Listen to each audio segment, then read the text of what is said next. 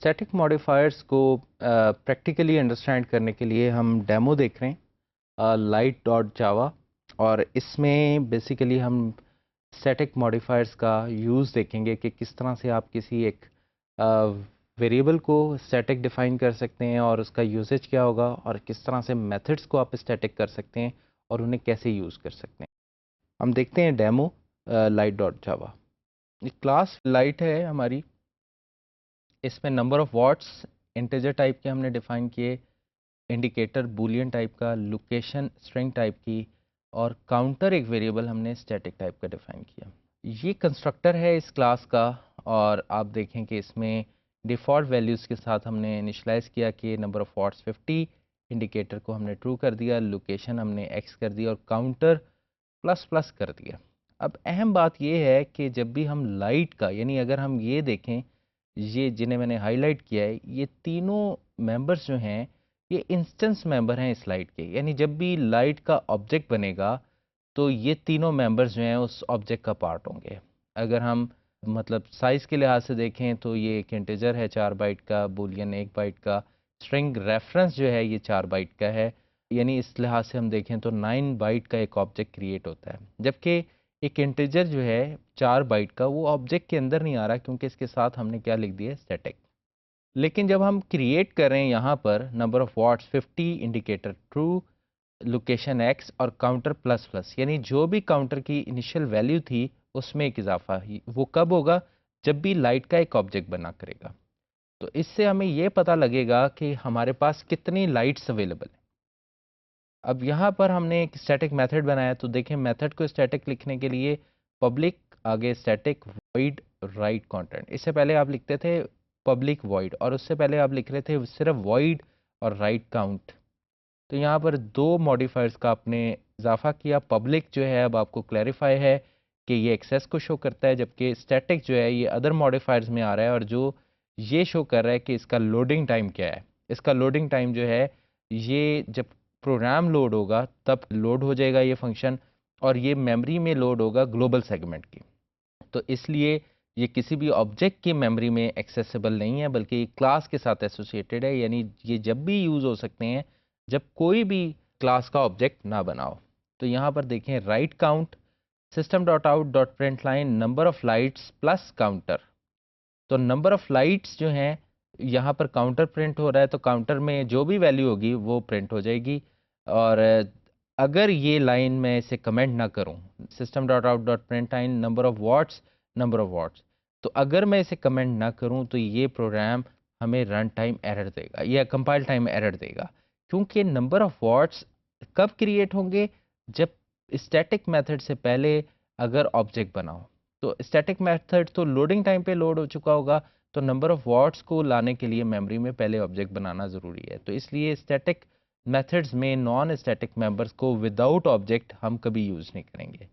अब public class warehouse एक हमने बनाई है, और इसमें मेन एक हमने फंक्शन रखा है, और ये आप देख लें कि लाइट डॉट राइट काउंट, जैसे मैं आपसे शेयर कर रहा था कि जितने भी स्टैटिक मेंबर्स हैं ये क्लास के नाम के साथ भी एक्सेस हो सकते हैं, इनको विदाउट ऑब्जेक्ट भी एक्सेस किया जा सकता है। तो यहाँ पर जो भी राइट काउंट में वैल्यू होगी वो डिस्प्ले हो जाएगी। अब देखें पहला ऑब्जेक्ट आप इस लाइन पर बना रहे हैं ए लाइट के नाम से। अब system dot out dot print line value of counter light dot counter, तो अब एक आपके स्टॉक में एक लाइट आ रही होगी क्योंकि आपने एक ऑब्जेक्ट बना लिया है, और इसके कंस्ट्रक्टर पे एक्चुअली काउंटर में एक इजाफा हुआ होगा। फिर उसके बाद आपने light B light is equal to new light, जब ये कंस्ट्रक्टर चला तो काउंटर में एक और इजाफा, तो पहले 1 था, अब क्या हो चुका होगा 2, और B light dot write count. तो इस ऑब्जेक्ट के ज़रिए आपने स्टैटिक मेथड कॉल किया, और उस स्टैटिक मेथड ने आपको फिर काउंटर शो किया 2। अब ये देखें आप डिफरेंट तरीक़ों से काउंटर को एक्सेस कर रहे हैं और यूज़ करने की कोशिश कर रहे हैं, लेकिन वैल्यू हर जगह से एक ही मिल रही है। और ये एक इस वजह से मिल रही है कि यही काउंटर जो है ये शेयर्ड मेमोरी है तमाम ऑब्जेक्ट के लिए, और सबको वही वैल्यू मिल रही है। इसी तरह से लाइट सी लाइट आपने एक और ऑब्जेक्ट बनाया, और अब आप सी लाइट डॉट काउंटर करेंगे तो यहाँ पर इसका रिज़ल्ट 3 आना चाहिए। तो यहाँ से हमें इस प्रोग्राम से ये अंडरस्टैंडिंग हो रही है कि इंस्टेंस मेंबर्स और स्टैटिक मेंबर्स में डिफरेंस क्या है।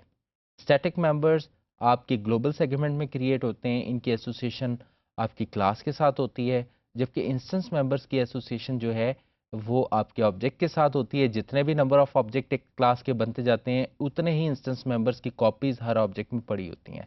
और इंस्टेंस मेंबर की एसोसिएशन बेसिकली ऑब्जेक्ट्स के साथ है। अगर कोई ऑब्जेक्ट आपकी क्लास का नहीं बना तो कोई भी इंस्टेंस मेंबर मेमोरी में क्रिएटेड नहीं है।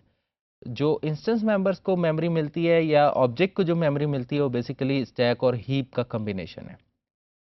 तो बेसिक आइडिया आपको यहाँ से हुआ होगा। और फिर एक एडिशनल बात ये कि स्टैटिक फंक्शंस जो हैं वो स्टैटिक मेंबर्स को यूज़ कर सकते हैं। नॉन स्टैटिक मेंबर्स को स्टैटिक फंक्शंस में डायरेक्टली एक्सेस नहीं किया जा सकता। ये एक एरर वाली सिचुएशन होगी। तो इससे बचने के लिए आप क्या कर सकते हैं कि through object non static members को स्टैटिक फंक्शंस में आप यूज़ कर सकते हैं।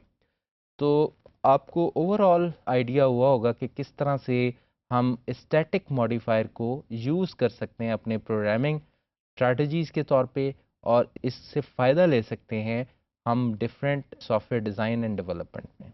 अभी हमने स्टैटिक मेंबर्स के हवाले से डेमो देखा लाइट डॉट जावा, जिसमें हमने एक स्टैटिक काउंटर और एक स्टैटिक फंक्शन राइट काउंट को देखा जो हम इम्प्लीमेंट किया था। आपने देखा होगा कि मेन में हमने 3 डिफरेंट तरह के ऑब्जेक्ट्स बनाए और काउंटर को हमने डिफरेंट तरीकों से एक्सेस करके देखा। तीनों ऑब्जेक्ट्स में हमें वैल्यू जो थी वो सेम मिल रही थी। उसकी रीज़न ये थी कि तीनों ऑब्जेक्ट्स जो थे वो एक ही शेयर मेमोरी को यूज़ कर रहे थे। और ये शेयर्ड मेमोरी किस तरह क्रिएट हुई? स्टैटिक लिखने की वजह से। तो ये मेमोरी अगर हम स्टैटिक ना लिखते तो ये मेमोरी ऑब्जेक्ट के अंदर चली जाती। तो और ये स्टैटिक ना लिखते तो ये वेरिएबल इंस्टेंस मेंबर कहलाता है इस क्लास का। तो स्टैटिक लिखने से ये नॉन इंस्टेंस स्टैटिक मेंबर कहलाएगा इस क्लास का। और इसकी मेमोरी जो क्रिएट हुई है वो आपके ग्लोबल सेगमेंट में क्रिएट हुई है। तो ये सारी बातें इंपॉर्टेंट हैं और आपको जहन नशीन रहनी चाहिए। स्टैटिक का यूजेज बहुत इंपॉर्टेंट है पूरे प्रोग्रामिंग एनवायरनमेंट में, और इसकी ये बहुत यूजेबल और यूज़फुल कॉन्सेप्ट है और बहुत जगह पर इसका इस्तेमाल होता है।